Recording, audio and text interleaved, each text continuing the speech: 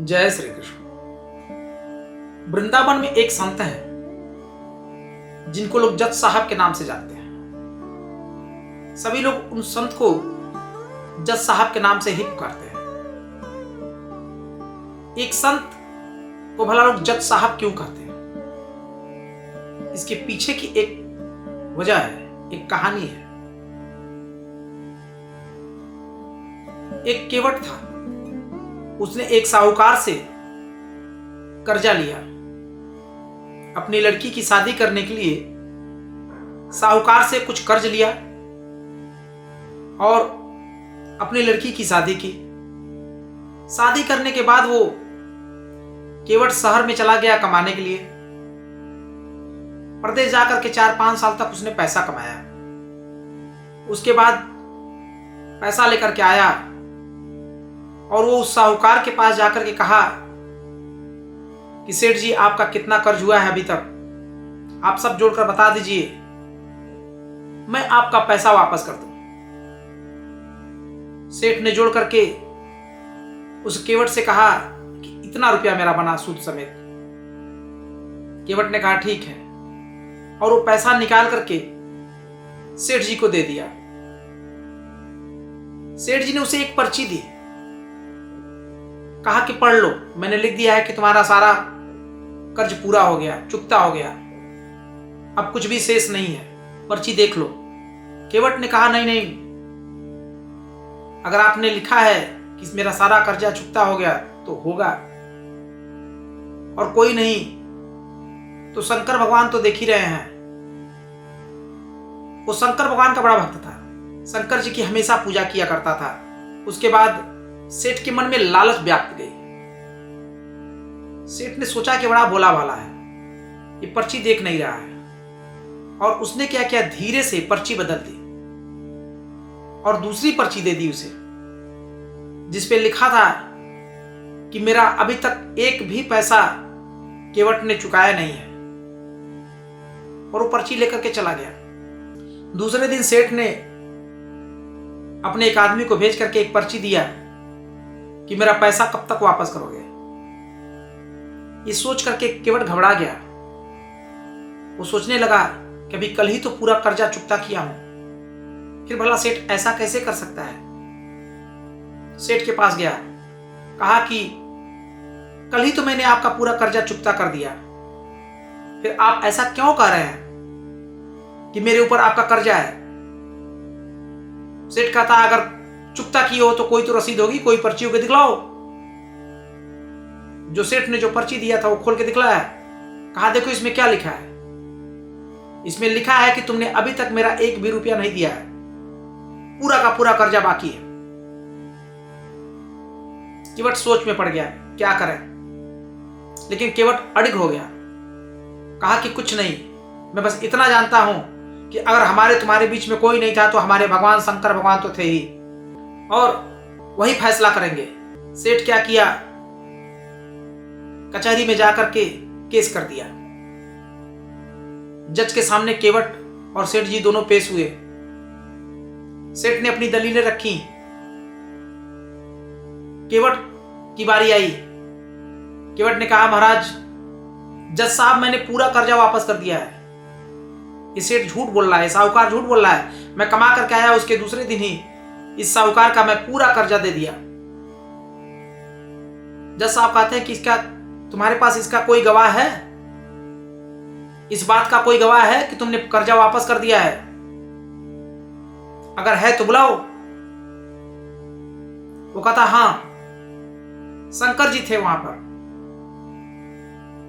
बोलते हैं कि ठीक है, शंकर जी कहां हैं। बोले मंदिर में। अब जज साहब ने एक वारंट निकलवा दिया शंकर जी के नाम से, और एक अर्दली वारंट लेकर के पहुंचा शंकर जी के मंदिर में। पूछा, यहां पे शंकर कौन है। पुजारी ने कहा, शंकर तो वही है, महादेव। बोले कि इनके नाम का वारंट है, तुम ही लो, अब मैं तुम्हें दे नहीं सकता, तुम पूजा करते हो, तुम पुजारी हो, तुम ही ने वो पर्चा थमा देना। ऐसा कहकर के अर्दली चला गया। इसके बाद पुजारी ने भोलेनाथ के ऊपर वो जो वारंट निकला था रख दिया और कहा, भगवान, आज तक आपकी लोगों ने बेलपत्र चढ़ाकर, धतूरे चढ़ाकर, जल चढ़ाकर, बहुत सारी वस्तुएं चढ़ाकर आप से लोग गुहार लगाए थे। आज शायद किसी भक्त ने आपको गवाही के लिए पुकारा है। अब फैसला आप ही के हाथ में है, देखना कोई निर्दोष फंसने ना पावे। ऐसा कहकर के पुजारी जी ने उस पर्ची को वहीं शिवलिंग के पास रख दिया और चले गए। 2-4 दिन बाद जब केस की अगली तारीख पड़ी, सेठ पहुंचा, केवट पहुंचा और गवाही के लिए शंकर को हाजिर होना था। अर्दली ने आवाज लगाई, शंकर जी हाजिर हो। 2-3 बार आवाज लगाई। उसके बाद देखता है कि एक बूढ़ा सा व्यक्ति जिसके मस्तक पे दिव्य तेज थी, फटे पुराने वस्त्र पहने हुए और हाथ में एक डंडा लेकर के चले आ रहे हैं। धीरे धीरे वो चल करके आए अदालत में। लोगों ने पूछा, आप कौन हो? बोले, मैं ही शंकर हूं। जाकर के कटघरे में खड़े हो गए। जज साहब ने पूछा कि ये बताओ, जब केवट ने पैसा दिया तो क्या तुम वहां पे थे? शंकर जी ने कहा, हां, मेरे सामने ही केवट ने सारा कर्जा चुकता किया है।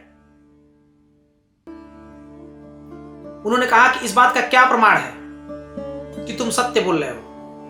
शंकर जी ने कहा कि वो सेठ जहां पर बैठता है उसके पीछे एक अलमारी है। अलमारी के दाहिने साइड में उसने एक रजिस्टर रखा हुआ रेड कलर का, और उसमें वो ओरिजिनल पर्ची रखी है जिसमें उसने लिखा था कि तुमने अपना सारा कर्जा चुकता कर दिया। जज साहब एक पुलिस भेजते हैं। पुलिस जाकर के सेठ के घर से वो रसीद बरामद करते हैं। उसके बाद फैसला होता है और सेठ को दंड दिया जाता है। केवट बरी हो जाता है।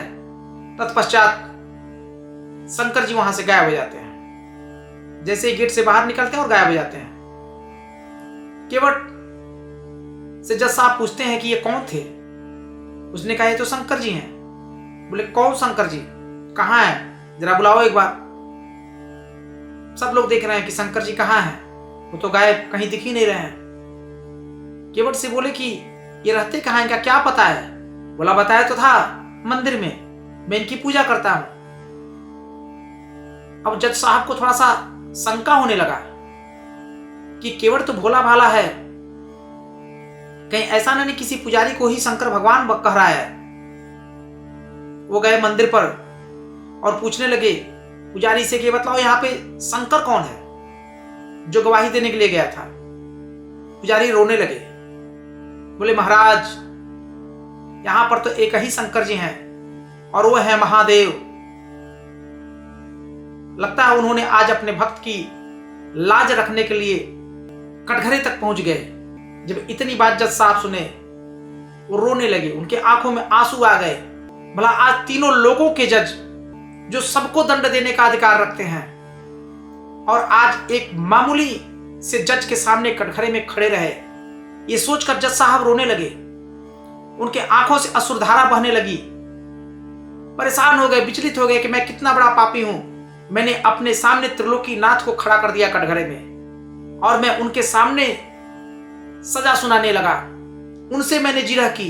जज साहब तुरंत गए और अपना इस्तीफा दे करके वृंदावन चले गए। वही जज साहब आज एक बहुत बड़े संत के रूप में जाने जाते हैं। वृंदावन में सभी लोग उनको जज साहब के नाम से ही पुकारते हैं, और वो तब से आज तक मंदिर में जाकर के बैठे नहीं हैं।